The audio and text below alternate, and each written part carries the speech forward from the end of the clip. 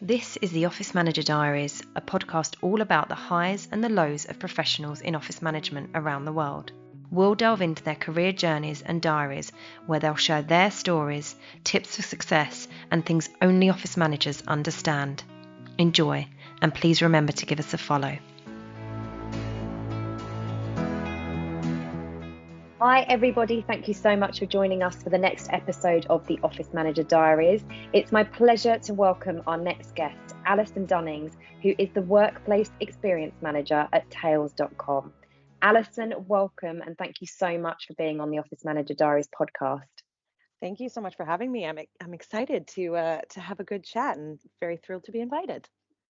Pleasure. Thank you for coming on. And we've had a fair bit of interaction over the last few months. I think we first met in person at the Office Management Show, and you did a session for us to some of the members as well, sharing your experience at Tails.com and your dog policy or your pets in the office policy. So we have had a fair bit of interaction, but what I love and what I'm starting to love about this podcast is that I'm getting to know all of these connections that I have in the office manager world so much better. And I can't wait to hear more about you and your story and your career so far. All right. Hope I won't disappoint. I'm sure you won't. I'm sure you won't. We all have colourful backgrounds in these roles for sure. Absolutely. So firstly, could you tell us a little bit about you and your role at Tails.com? How long you've been in the world of office management for, and how did you get into it initially? Yeah. So I have been in my current spot with Tails.com for just over 3 years now. So started at the very end of 2019, and you can imagine the timing. Got thrown into the wild world of how to manage an office when nobody's in it after that. But yeah, I started as office manager. My role has kind of expanded to kind of a cultural kind of thing as well. So that's where the new role title of Workplace Experience Manager came from. And yeah, I love very much being at Tails.com. Office management, I'd say technically I've only been in it maybe 5, 6 years. So just this role and the role previous. And I kind of stumbled into the world of office management completely by chance. So my early background was actually working in music and events. And I was a musician back in Canada, if you're trying to figure out where this accent is from. What did you play, if you don't mind me interrupting you there for a second? Yeah, no, I was actually a singer. Yeah, nothing crazy, I don't have any albums under my belt or anything, but had a lot of fun with that. And I also worked in kind of event management in music, so different shows and festivals back in Toronto.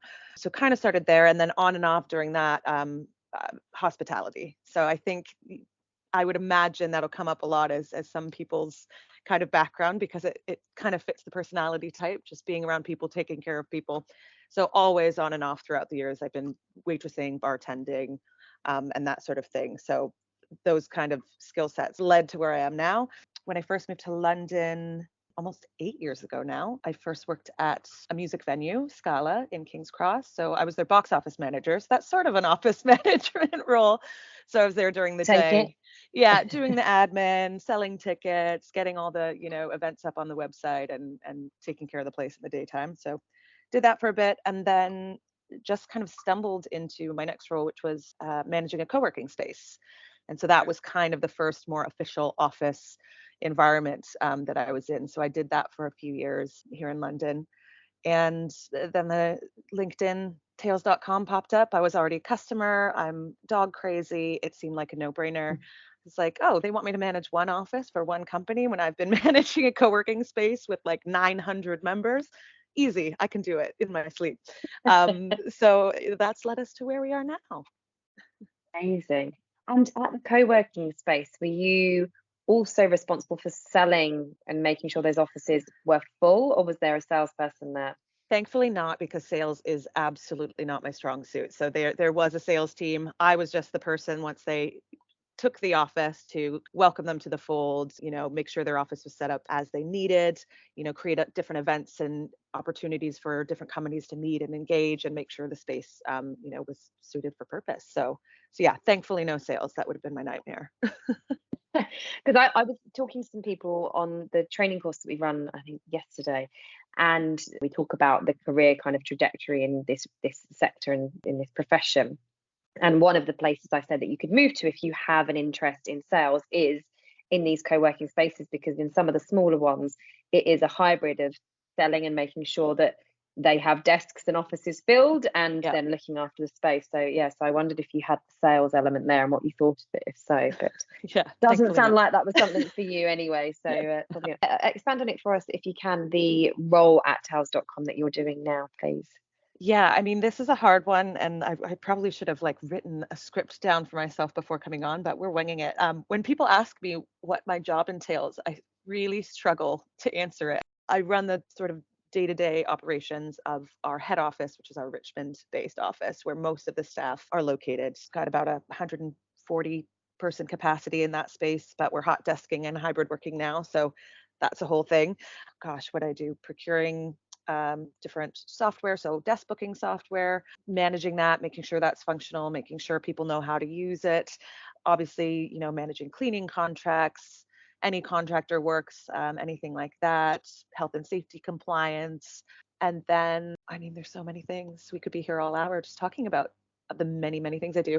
And then the bit that I love most is the events and engagement opportunities. So not only planning, the usual Christmas party, summer party, the kind of standard office fare, but all sorts of little kind of surprise and delight moments, as we call them. And I'm really passionate about finding fun ways to engage people and to have coming into the office or working for this company be something they really, really enjoy, and finding ways to connect people with others outside of their team. Like, that's the sort of thing. And I think my hospitality background and just like love of people and love of chat really kind of lends itself. And that's kind of because I've been so strong and so passionate about that side, that's where it kind of went from office manager, very kind of facilities functional role, to workplace experience, because there's so much more to it than just making sure the walls are still standing and the roof isn't leaking and there's a desk and a floor and a chair.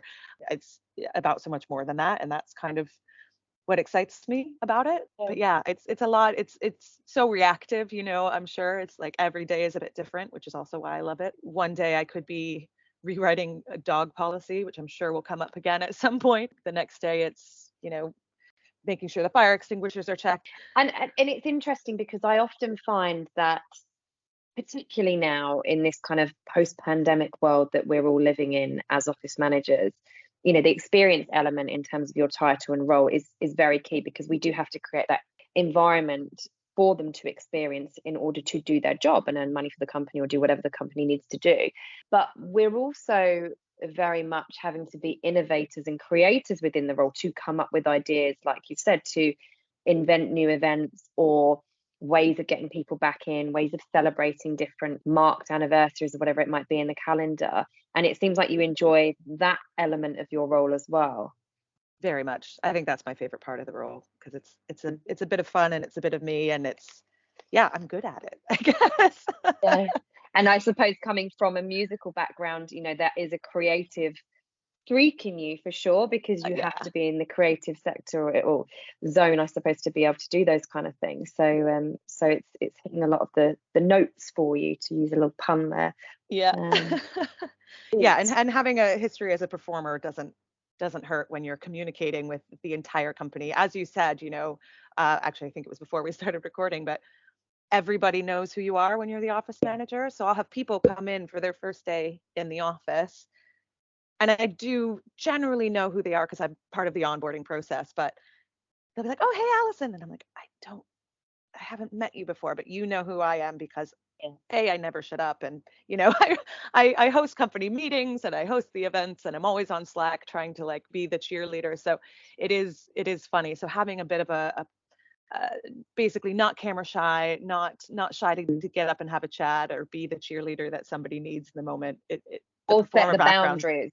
Yes, that too. Set the boundaries as well, and crack that whip and get some respect going, because 100%. You can't be a wallflower, I don't think, in this role. No, I would agree.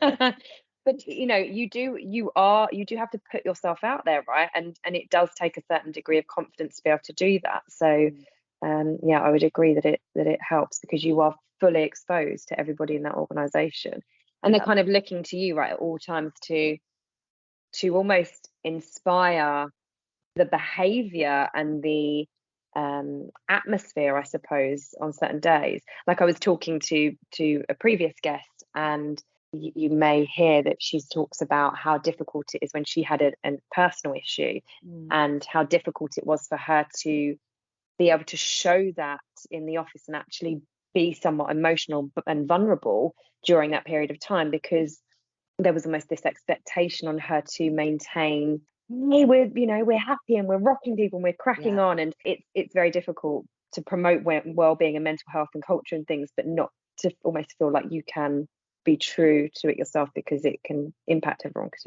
you're so visible. So absolutely. I think it's something that I came to understand a bit more in the past year or so, just about my kind of significance in the company. Because when you think about like a company structure, the office manager isn't, we're not in the C-suite, we're not the top of the food chain. However, we're some of the strongest influencers in a business. So it literally was having drinks with some colleagues after an event once, and this lovely colleague who I absolutely adore made some comments. I mentioned my boss, and she was like, "Wait, you have a boss? I just thought like you and the CEO ran the company."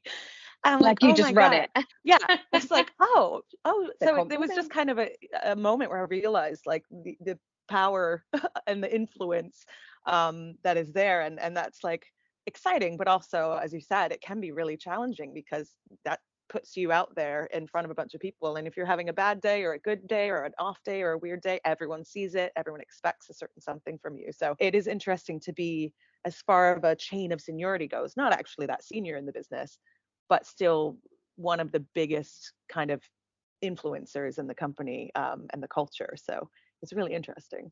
It really is. There's so much to these roles, which is why I love getting you guys on and having a chat and just delving a bit deeper into your world. So we've talked a little bit there, just to finish off on perhaps what we might consider to be a challenge in these roles. So what would you say for you is the most challenging aspect of your role, either as a surmise in terms of office management, or perhaps something that's really challenging at the moment for you? Yeah, I think there's probably two. One that we've just touched on, but to basically similar to your previous guest, I think when you have that much influence and when you are that visible, it's hard when you're having a bad day or going through a hard time or having a mental health moment, which I've had and continue to have. I'm human. It's hard. It's like you feel like you can't have an off day and you have to put on the shiny, happy face. And sometimes that can feel really difficult. So I think that is one of the biggest challenges is there's a certain expectation of you always to be a certain way. And sometimes you have a bad day. And sometimes, as much as I love people, I don't want to talk to anyone, but I have to. Do you know what I mean? Like I can't put my headphones on at the office. I can't.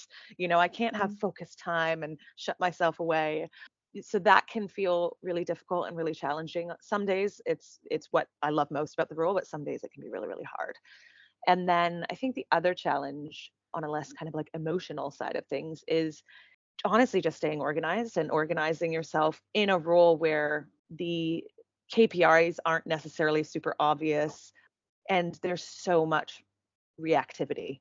So you can plan, you can be like the best planner in the world, and I am absolutely not, but you could be the most organized. Like, I'm going to organize my day down to the minute. I'm going to block everything in my diary. I'm going to do this, and this today. And suddenly the sink springs a leak and that's all out the window. You just have to run. And that sort of stuff happens so commonly in this type of a role, where someone in a different role that's not necessarily facing customers or facing the whole company as a whole, they can kind of put their head down, plan their days, organize their time, hit really specific targets. But for us, sometimes it's not that obvious, and it can change in an instant and completely. I mean, look at COVID. That threw everything we all knew as our role completely out the window, and we had to, work in this unprecedented time to create a completely different way of working. So I think that's the thing, best laid plans, as they say, like you can try, but you can never really know what's going to happen day to day. And that can be a real challenge as well. Sure. How do you find you overcome and cope with that? Because distractions in these roles are really high, right? So you can easily procrastinate, you can easily get disrupted. You already have this huge range of responsibility, from managing a budget and procurement, like you've mentioned, to then dealing with facilities and leaky toilets, to then someone coming to you if you've got any element of HR or cultural wellbeing, crying for support, if you have line management duties. It's just so broad. So how do you cope with trying to stay organized and dealing with something that's an incredibly reactive role, no matter how much you try and be proactive? I mean, I wish I had a beautiful answer for that would solve this problem for us all, but how do I cope? I don't always cope. I'm not going to lie. That's reality. That is reality. It is what it is. Some days it's just going to happen and you are completely out of control and you don't know what's coming next and you just have to react in the moment. Luckily, I do tend to thrive in that sort of chaotic environment. I'm a problem solver, so I'm quick to think on my feet and figure things out and reschedule. But I think you can only do so much. You can only do what you can do. And I say this to my office assistant all the time, like, you are one human being. All you can do is your best. I can hear some passion already coming through and coming across about this role. And I don't think this role is, like you say, for sort of the wallflowers and the faint-hearted. And if you don't have that passion, I don't think it is, you're not going to survive in it, right? So what are you passionate about within this remit, within this profession, and what gets you up in the morning? People. It's people. I'm lucky, I think. I love the people that I work with in my company. I consider a lot of them like very close friends. So I get excited to literally just go into the workplace and see my friends. And that's maybe not everyone's experience. I'm very, very lucky that I work with such amazing people. So that's just fun. But I just love, like, nothing makes me happier than making someone else's day. I'm very much like a people person. So being able to do something like silly and small, even if it's like, oh, we're having cakes on Wednesdays, a funny Slack poll that gets people talking and laughing, or picking a fun playlist to put on the office music system, just like anything I can do to make work fun. Um, that's what I'm really passionate about, is finding any and every way to make it a fun time. Like, it shouldn't be go to work and head down for 8 hours and then go home and live your life. Like, you're spending most of your life in an office or at your workplace. So, why not make it a bit of fun? So I think that's a pretty broad thing, but that's what I'm most passionate about. That's what gets me into the office, is just having fun and making sure other people do as well. I love that. I would think that's true, and I can see the passion there as well. So every time we have a guest on, we like to, this is the Office Manager Diary. So we want to delve into your diary and some of your true stories about your time in this career, or as we call it, a you won't believe it, but. So I'd love to hear what your story or stories are around that subject. It's when you told me you were going to ask me this, I've been having a panic attack from the jump, because I don't have like one story that you pull out at a party and say, can you believe this happened? I think if you've not been an office manager before, you would find a lot of the things that come across our desk or our inbox shocking, or sometimes even just people's behaviors. Like, I got to be careful what I say because my colleagues might listen to this. This is the challenge. I do like to say that it being in this role is basically being a babysitter to a bunch of grown children, because some of the things, even just taking a bagel and ripping it in half with your bare hands and then putting the other half back in the bagel bag for everyone else, like, and I know that's not like crazy shocking, but your face shows that it is. It's just some things where you just look at it and you're like, but how do you behave in your home? Like, how does this how are you in your 20s or 30s, and clearly you have a career, and sometimes there's these scratch your head moments that, like, you just can't understand, or the very standard, there's a dishwasher directly under the sink but there's a coffee cup in the sink. I mean, that is a daily occurrence that you just are kind of, no matter how many signs you put up, no matter how many silly remarks you make about it, it happens every day and you just shake your head. I think for me, and I can't think of anything specific, so it's not really juicy, but I think for my specific role, a lot of people are like, what is your job exactly? Because, for example, one of our social media people, she's based in Wales, so she's remote. So when she's trying to create content, she can't always, she's not in the office to take a picture or a video. So I love to volunteer for that. So I threw a piece of cheese at a colleague's face for a TikTok once. To send me this TikTok, please. Oh, I absolutely will. I think it's actually our most watched TikTok. I am not surprised because it's completely freaking random. Yeah, and I mean in the video it's meant to seem like a dog has thrown a piece of cheese at my beloved colleague Louis, who is a great sport and has on numerous occasions fallen victim to social media pranks. But yeah, I literally was asked to do that. The other day I had to film people walking their dogs through a doorway, and I had to collect a bunch of people. Can you please come and stand on either side of this doorway and clap? That was a part of my day. So a lot of this stuff that people are just like, what is your job exactly? It does revolve around the office dog culture that we have, which is obviously very specific to our company. We're a pet food company. We have dogs in the office. I've had to rewrite a dog policy. You know this because I've done a session on it for you before. But people are like, there's a dog policy? I'm like, yes. And there's a trial. There's a 1 month trial period. And there's all of these rules and regulations if you want to bring your dog into the office. And somebody had to write that down, and somebody has to be the boss of that. That's me. That's a strange thing as well. The life of an office manager, it's literally any and everything bizarre and normal and completely absurd, because absolutely. I have never thrown cheese at someone's head, so that is a new one. I really recommend you try it at least once. Yeah. Did it make the kind of, I'm like thinking it went on his forehead and made the like noise of like it went cheese. on his cheek, and it was like a processed cheese slice, so it had a very satisfying like thwack moment, and we had to do several takes, which was just a great fun for me. Everyone like check out tails.com on TikTok and you'll see what I'm talking about. And everybody's typing TikTok tails.com now. So okay, thank you for this. And this is why I asked the question, because you just never know what's gonna come up.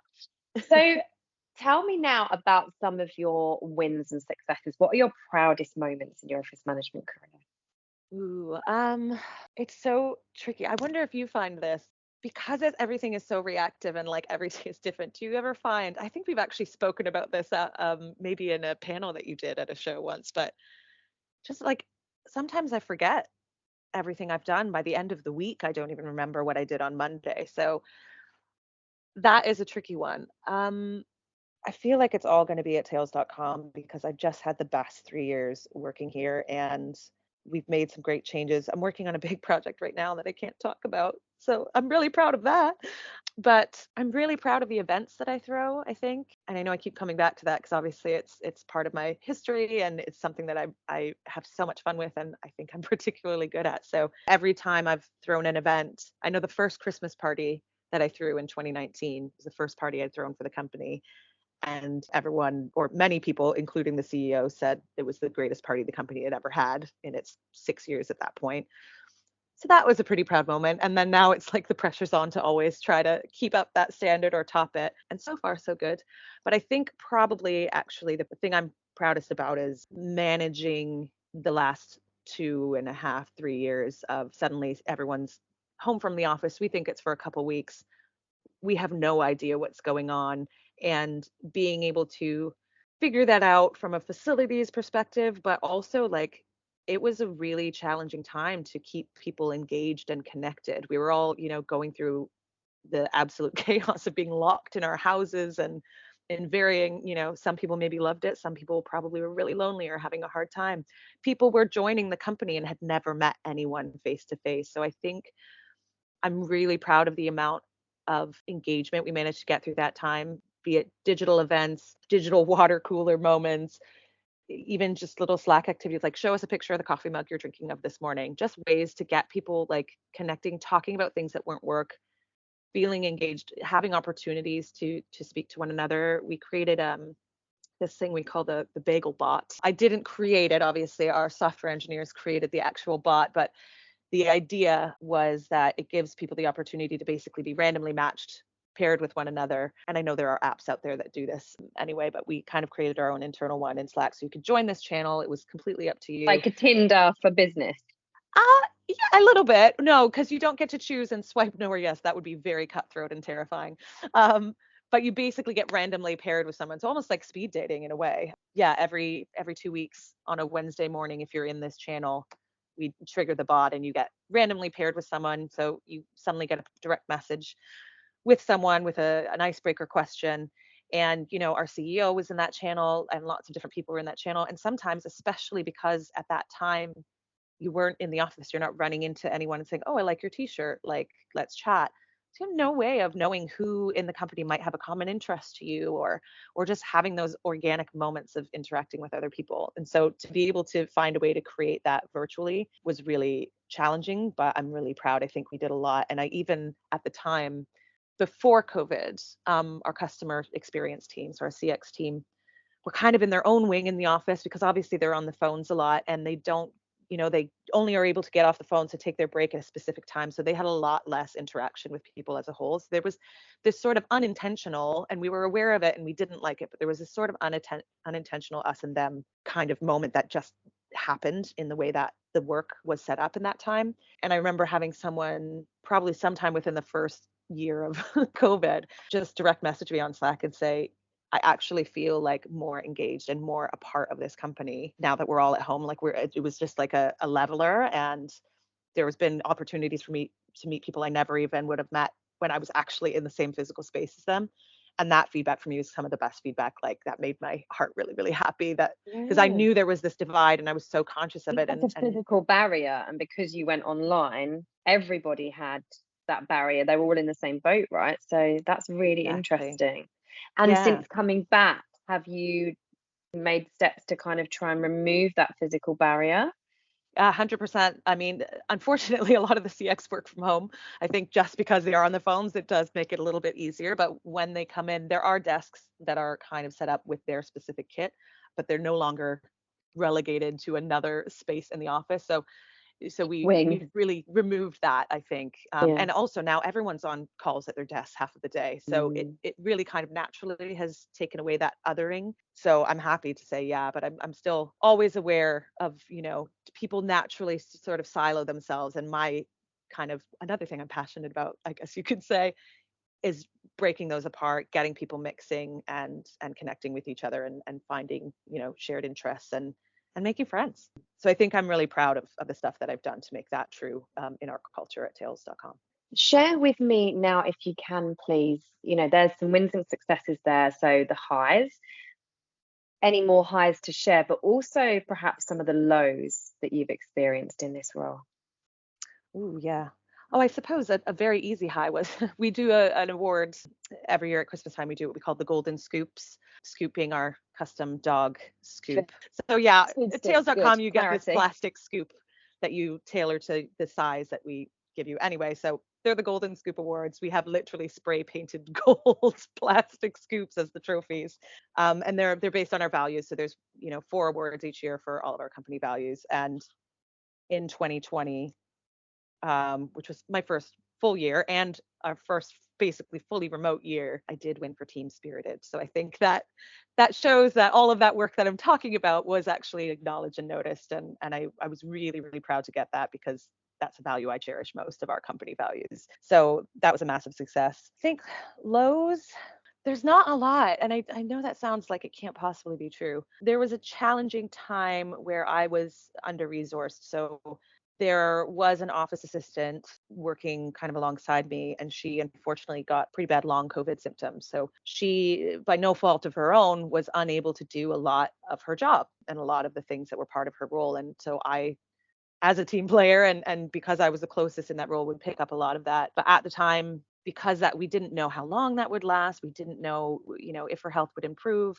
We didn't have like anything in the sort of budget to hire a new person, right? So there was a time where I just couldn't keep up, and I was really, really struggling. And just things like bringing in the groceries, which was the office assistant's job, but like bringing in the groceries and stocking the kitchen, which is such a pretty basic day-to-day task. And sometimes I actually really enjoy it because it just kind of is like very mindless, head down, busy work. But I had so much to do, and I would just almost break down in tears when I heard that the Waitrose had arrived, which seems so silly but in the context of where I was mentally in that time, and no fault of anyone's in the business. It was no one's lack of support or oversight. But I just couldn't do it all. And I was really, really, really struggling. So that was probably the lowest time for me. And like I said, I'm really glad to say we ended up, fighting for and getting the resource that we needed. And we're in such a much better place now. And I suddenly have all this beautiful space. And I love to help bring in the groceries from time to time now because I don't have to do it.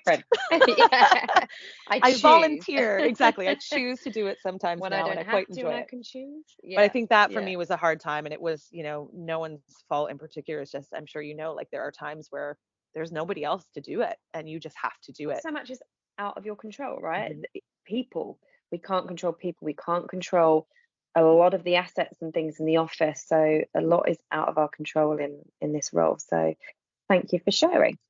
Okay, we've looked at your successes and your wins. We've looked at some of the lows. We've looked at what you're passionate about. Share for me now, if you can, some advice that you would give to the listeners on what successful office management looks like for you and how you make sure you're achieving that for you, for your business. Oh, goodness. That target is forever moving, isn't it? What advice would I give?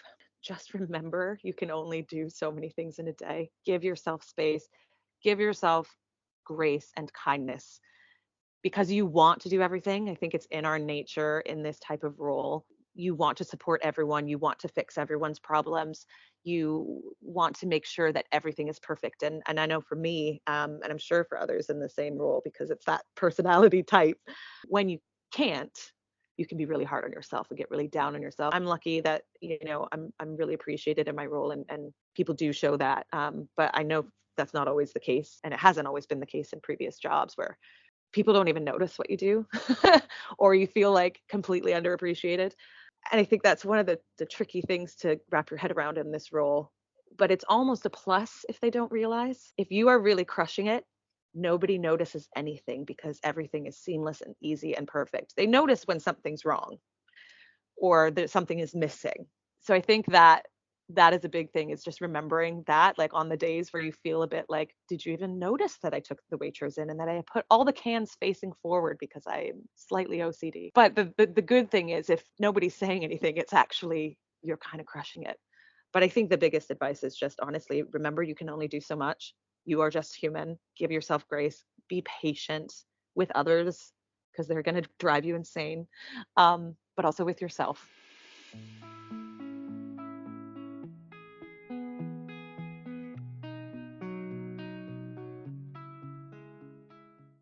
Every week in the podcast, I'm going to be sharing with you my top tips for success in office management.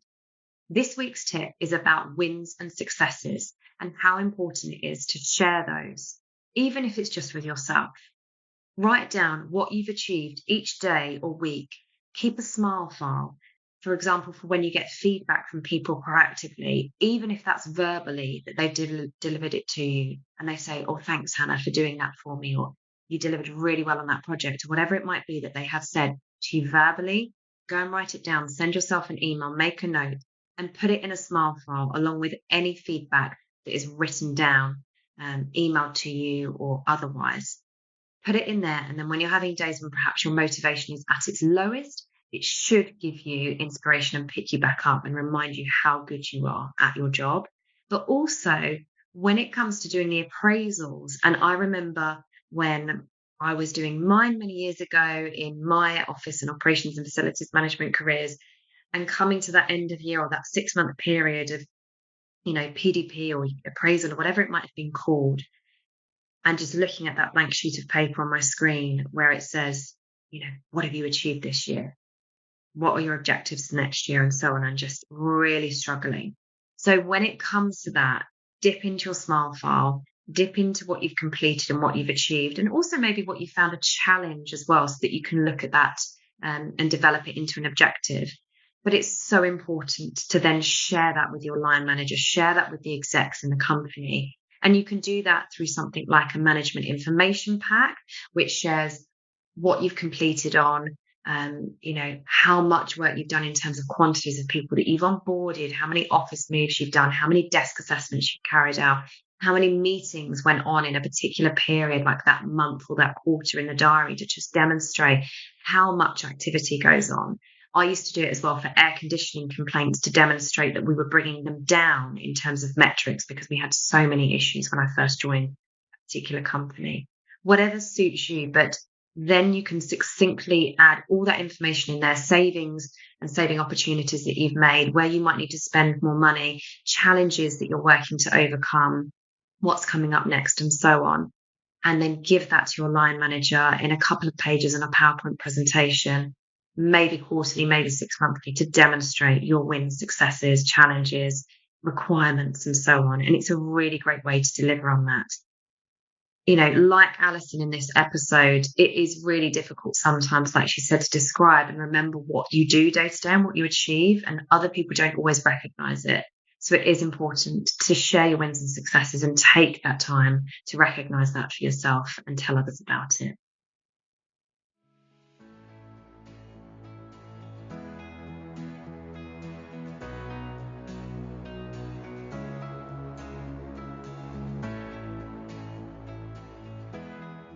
Funny, isn't it, that last point, because we often disseminate the information on mental health and well-being, and remember our EAPs in place, and here's a reminder of Mental Health Awareness Week or month, whatever you might be marking. But how many times do you actually stop and read that information for yourself and observe that it's there for you as well? So it's a really, really good tip on successful office management, but also taking care of number one. So Alison, where do you see yourself in your career in the next few years? What is your ambition? It's so impossibly hard to say. I'm just the type of person that is not a forward thinker.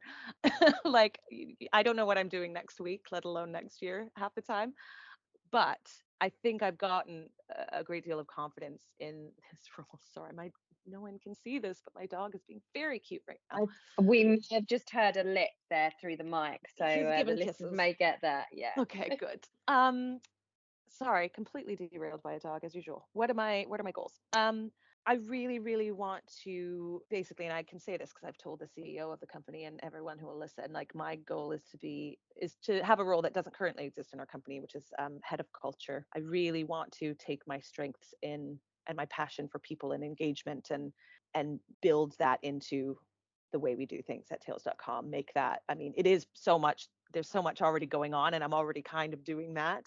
But to really kind of create the plan and the forecast and make sure it's ingrained in every single thing we do in the company. So I see myself still at Tails.com, if anyone's listening. I don't see myself leaving anytime soon. They'll have to tear me out and drag me by my hair, kicking and screaming, because I love them so much. But yeah, I think getting into more kind of higher up strategic kind of planning that out role based heavily around people and culture is where I see myself finding my way eventually. I like that. Again, it fascinates me because there are so many avenues for people in this profession to move to, given you have health and safety, HR, culture, well-being, procurement, facilities management. To me, there are so many opportunities in this role, depending on the company and the size of the company and the sector and the budget and all this kind of stuff, or to move on if you really have hit the ceiling with what they can offer. But I think there is so much that you can go and specialize in if you wish to in those avenues I've just mentioned, or like COO type roles where you kind of take the step up and then you have more oversight of other elements of the business and things. So yeah, it's really interesting. The culture one is, and I'm not surprised given our chat today either. So to finish on, and I think I know where we're going to go with this one, but what is it that you love about this role? Oh, everything. It's so mushy. They have not, there's nobody like standing beside me, the head of PR for Tails.com or anything like that.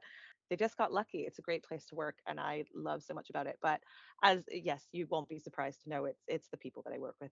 And I shall also mention the dogs. They are one of the greatest perks of working where I do right now. They're such a joy, and it's so fun to hang out with them and cuddle them and see them come into the office every day.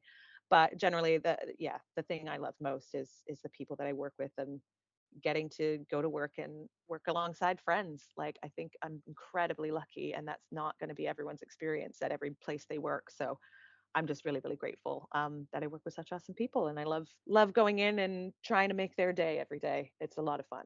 Alison, thank you so much for joining us on the Office Manager Diaries. It's been such a pleasure to have you, and I have really enjoyed getting to know you more. And I knew you were passionate about different things and, the dog culture and everything, but not to the degree in terms of the people and how very, very clearly satisfied you are at Tails.com. So thank you for sharing your stories with us. Thank you so much for having me. This has been really, really fun, and I can't wait to hear the other episodes and see what everyone else's experiences are like. I'm sure I will learn loads. So this has been great fun. Thank you. This episode is sponsored by the Office Management Portal, our free online membership platform aimed at connecting, supporting and empowering office managers in a simple to use all-in-one self-service resource. You can sign up right now at www.theofficemanagementportal.com and click the sign up button in the top right. If you want to upgrade your account to our premium membership at any time for unlimited downloadable templates and monthly expert masterclasses, use the code THEOMD for 25% off. That's THEOMD for Office Manager Diaries for 25% off. Thank you for listening.